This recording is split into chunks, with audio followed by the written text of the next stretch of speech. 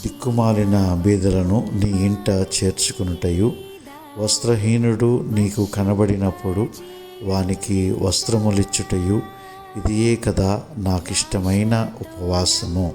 యెషయా గ్రంథము 58వ అధ్యాయము 7-8 వచనాలు.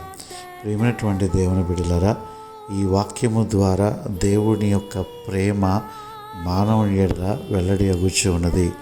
బాహ్యమైనటువంటి ఆచార వ్యవహారముల ద్వారా ఏ విధమైనటువంటి తృప్తి ఆయనకి ఇవ్వటం లేదు. కానీ మానవుడు నిన్ను వలె నీ పొరుగువారిని ప్రేమించు అనేటువంటి యేసయ్య ఆజ్ఞ చొప్పున అనేక మంది లేని వారిని, పేదవారిని, దిక్కుమాలిన వారికి సహాయము చేసేటువంటి విధముగా మనమందరము కూడా యేసయ్య ప్రేమను కలిగి ఉండాలని ఆయన ఆశపడుతూ ఉన్నాడు.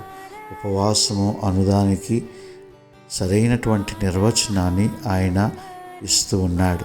కాబట్టి ఆయన మెచ్చేటువంటి ఉపవాసమును మనము కలిగి ఉందాం.